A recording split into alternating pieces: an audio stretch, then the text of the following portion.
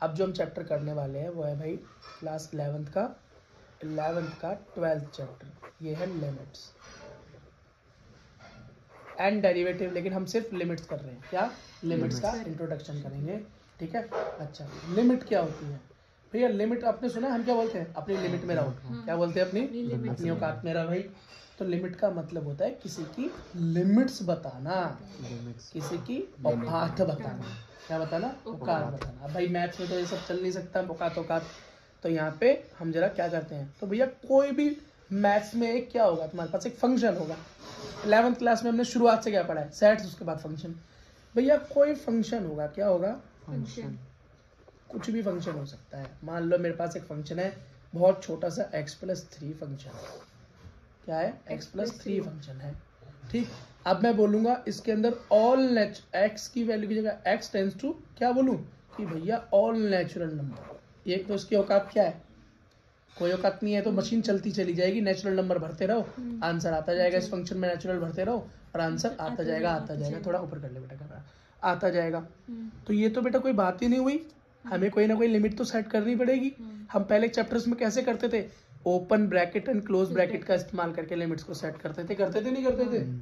है ना? या पहले ही बता देते थे कि इस नंबर तक ये काम करना है। तो बेटा यही तो है ये लिमिट एंड डेरिवेटिव।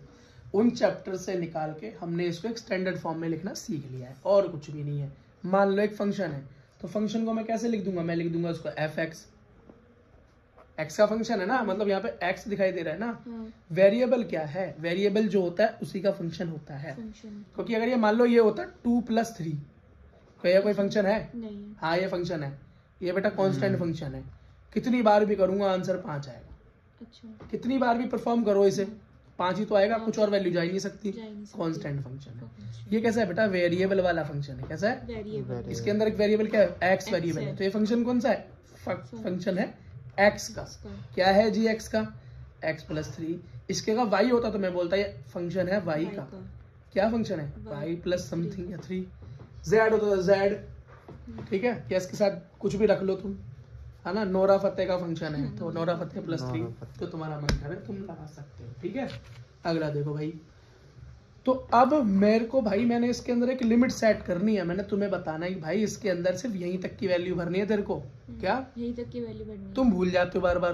तुम ज्यादा भर देते हो इसमें। क्या? ज्यादा भर देते हो। तो मैंने क्या बोला, इस बार तो भाई मैं लिख के दे दूंगा इसको। क्या? लिख के दे दूंगा। तो मैं क्या लिख के दे दूंगा कि f का जो x का जो फंक्शन है, क्या x का जो फंक्शन है जो कि ये है, क्या है? जो ये है।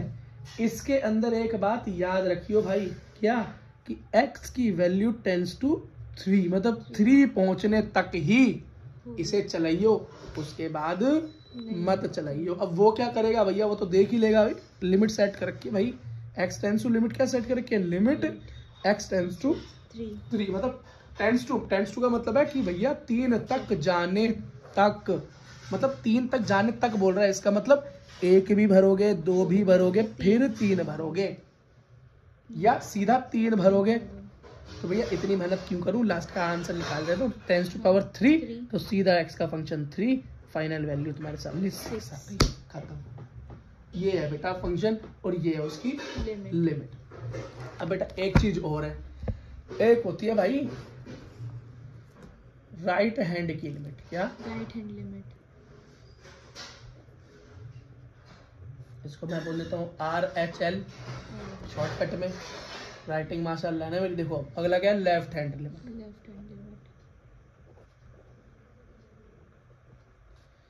LHL बोल दूं, बुक में नहीं मिलेगा, कहीं पर लिख रहा हूं मैं अपने शॉर्टकट के लिए, LHL लिख दो कहीं पे। इसका क्या मतलब हुआ? इसका मतलब हुआ बेटा ये मानो ये नंबर 3 जो था, मैंने 3 जो वैल्यू ली है, इसको यहाँ पर देखो जरा नंबर लाइन पे 0 1 2 3 4।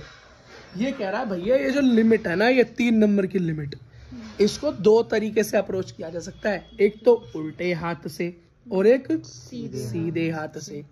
3 की तरफ 2 तरफ से आया जा सकता है ना भाई, एक लेफ्ट की तरफ से और एक राइट की तरफ से। समझ में आई मेरी बात? बेटा जब लेफ्ट की तरफ से आया जाता है तो फंक्शन को हम माइनस में कंसीडर करते हैं, माइनस का फंक्शन लगाया तो उसका क्या मतलब है भैया, ये तो लेफ्ट हैंड वाली बात हो रही है, और राइट हैंड मतलब पॉजिटिव फंक्शन देती है।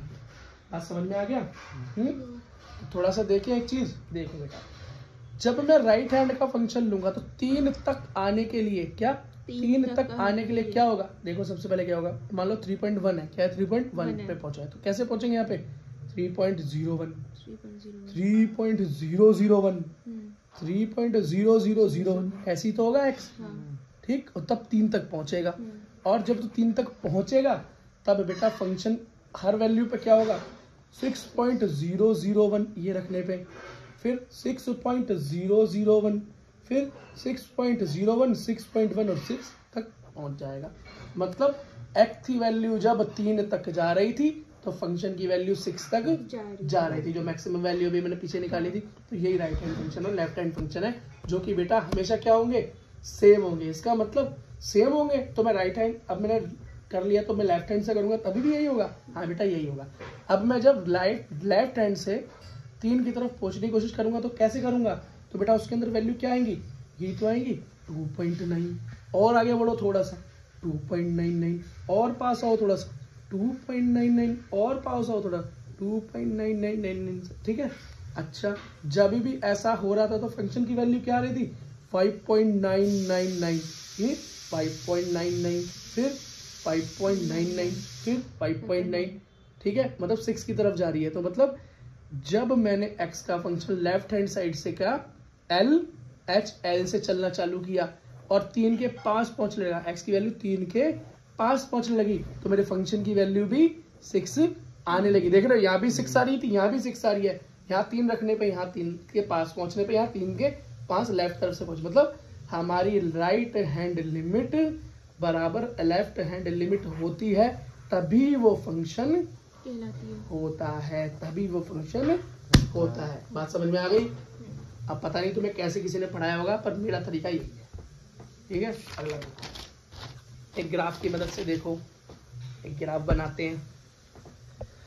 ग्राफ बनाते हैं भाई, एक फंक्शन दे रखा है x का, क्या दे रखा है x² प्लस x, ये कह रहा है लिमिट लगा दूं इसमें x टेंड्स टू 1, अगर लिमिट लगा दूं तो क्या ये फंक्शन होगा कि नहीं होगा, ग्राफ की मदद से बताओ। इससे ग्राफ की मदद से, ठीक है भाई, ग्राफ की मदद से बताए थे। एक ग्राफ ये रहा देखो, ठीक है, ग्राफ ये रहा, मानो यहाँ पर क्या है, मेरी वैल्यू 1 है, क्या है 1 है, क्या है 1 है, और बेटा यहाँ पे मेरी वैल्यू मान लो कुछ आ रही है 2, क्या आ रही है कुछ 2 वैल्यू आ रही है।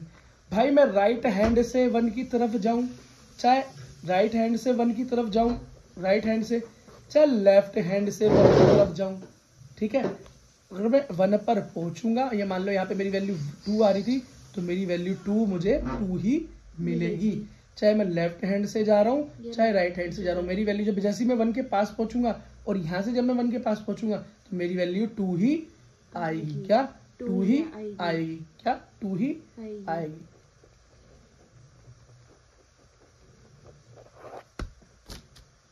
फंक्शन में डाल के देख लिया, बात समझ में आ गई? ओके, ठीक है बेटा, आप कुछ जरा ये देख लो कि फंक्शन में प्लस माइनस कैसे होता है। क्या ये फंक्शन जुड़ते और घटते भी है, क्या ये फंक्शन मल्टीप्लाई और डिवाइड भी होते हैं? होते हैं। देखो बेटा, फंक्शन लिमिट कुछ भी हो सकती है, एक्स की लिमिट कुछ भी हो सकती है यहाँ पे एक, तो फंक्शन जब दो जुड़ते हैं, मान लो एक जी फंक्शन है और एक एफ फंक्शन है, दोनों जुड़ते हैं तो क्या होता है, इसमें भी लिमिट लग जाता है और इसमें भी लिमिट लग जाता है, तो फंक्शन एफ एक्स जी एक्स दोनों में लिमिट सेम फिक्स हो गई। इस तरह से सॉल्व करेंगे। अगला, लिमिट पे माइनस होगा तो सेम रूल है, बस यहाँ बीच में माइनस लग जाएगा, दोनों का अपना अपना लिमिट लग जाएगा। नीचे अगर मल्टीप्लाई हो रहा है तो क्या होगा, कोई बात नहीं जी, मल्टीप्लाई रहेगा और दोनों की लिमिट लग जाएगी। डिवाइड है तो क्या होगा, कोई बात नहीं जी, डिवाइड रहेगा पर दोनों में लिमिट लग जाएगा। समझ गए? ठीक है बेटा, सॉरी। अब जरा क्वेश्चन सॉल्व करते हैं, एक क्वेश्चन करते हैं। एक क्वेश्चन दे रखा भाई, इवेल्युएट, क्या करो, इवेल्युएट, ठीक है। देखो पहले एक क्वेश्चन रखा है, लिमिट फंक्शन ये दे रखा है एफ एक्स का फंक्शन क्या दे रखा है, एक्स माइनस 2, ये एफ एक्स का फंक्शन दे रखा है ये, और लिमिट दे रखी है 4। तो बेटा सबसे पहला तरीका जो कहलाता है वो कहलाता है डायरेक्ट क्या, सब्स्टिट्यूशन। या सब्स्टिट्यूशन। बेटा क्या बोल रहा है, एक्स की वैल्यू को सीधा लगा दो, एक्स की वैल्यू को सीधा लगा दो। यही सब्स्टिट्यूट मेथड है, ये सबसे आसान मेथड है। मान लगा दिया, 4 की जगह पे क्या लगा दिया, एक्स की वैल्यू लगा दी, तो मल्टीप्लाई 4 प्लस 3 अपॉन में 4 माइनस का 2, 19/2 मेरा आंसर आ गया। एक बात याद रखना, ये कब परफॉर्म कर सकते हो, ये हर जगह परफॉर्म नहीं कर सकते बेटा। अगर x की वैल्यू इस फंक्शन में लगाने से नीचे डिनोमिनेटर में अगर 0 आ जाए तो हम इसे नहीं लगाएंगे, इसको सब्स्टिट्यूशन को नहीं लगाएंगे। क्या, बस 0 नहीं आना चाहिए। अगर 0 के अलावा कुछ भी आए तो सब्स्टिट्यूशन लगा के सॉल्व कर देते हैं। अब क्या होगा भैया, अगर 0 नहीं आता, मतलब 0 आ जाए तो क्या करें, तो बेटा एक फंक्शन ये भी देख लो, एक फंक्शन दे रखा है 3x² minus x minus 10 by x² minus 4। Limit क्या दे रखी है, x टेंस टू 2 पर पहुंच रहा है। अगर मैं इसमें सीधा सब्स्टिट्यूट कर दूं तो चेक करो, 2 का स्क्वायर 4, 4 माइनस 4 मतलब 0 हो जाएगा। ये सॉल्व नहीं किया जा सकता, नीचे 0 आ रहा है तो सॉल्व नहीं किया जा सकता। तो भाई क्या करूं कुछ भी मत करो भाई, इसको हम तोड़कर किसी और तरीके से सॉल्व करने की कोशिश करते हैं। तो इसका क्या तरीका है, इसको बोलते हैं बेटा फैक्टराइजेशन। क्या, 10th क्लास में वापस जाओ। क्या, 10th क्लास में वापस जाओगा मतलब है दोबारा याद करो, यूं नहीं कह रहा स्कूल छोड़ के 10th में एडमिशन ले लो, ठीक है। तो क्या करेंगे, इसको बेटा स्प्लिट कर सकते हैं। कैसे कर सकते हैं कि कॉमन लिया जा सके, तो इसको मैंने स्प्लिट किया है 6x प्लस 5x माइनस 10। इसको मैं क्या लिख सकता हूँ, जो ये नीचे है बेटा, इससे मैं क्या लिख सकता हूँ, x plus 4 x plus 2 x minus 2। हाँ very good, a plus B और a माइनस बी का फॉर्मूला लगा सकते हैं, क्योंकि ये क्या है 2 का स्क्वायर ही तो है एक्चुअली में। तो a square minus b square मतलब a प्लस बी और a माइनस बी। जिस बच्चों को समझ नहीं आया फिर बताता हूँ, 4 का मतलब होता है 2 का स्क्वायर, तो इसका मतलब मैं लिख सकता हूँ एक्स स्क्वायर प्लस 2 का स्क्वायर। तो ये a square plus B square का फॉर्मूला था a plus B minus B, उस हिसाब से ये बना दिया है, ठीक। ये स्प्लिट कर दिया। अब ऊपर थोड़ा सा कॉमन वॉमन ले लें, क्या ले लें, तो ऊपर 3x कॉमन लिया जा सकता है। 3x कॉमन लेने पे x माइनस 2 प्लस 5 कॉमन लेने पे x माइनस 2 अपॉन में क्या हुआ x प्लस 2 x माइनस 2। ऊपर क्या बना 3x प्लस में 5 x minus 2 x plus 2 x minus 2, दोनों आपस में कैंसिल आउट हो गए। क्या हो गए भैया, कैंसिल आउट हो गए। तो मेरे पास अब क्या आया नया form, function of x equals to 3x plus में 5x प्लस 2 और लिमिट x टेंस टू 2। अब भैया चेक कर लूं क्या सब्स्टिट्यूशन काम कर सकता है। अगर मैं यहाँ 2 रख दूं, 2 प्लस 2 4 चल जाएगा भाई। सब्स्टिट्यूशन कर दो, क्या कर दो, सब्स्टिट्यूशन कर दो। मतलब इसने क्या किया, फैक्टराइजेशन से इसको इस फॉर्म में लिया जहाँ पे सब्स्टिट्यूशन काम कर जाए। तो भाई जहां पर x है वहां पर 2,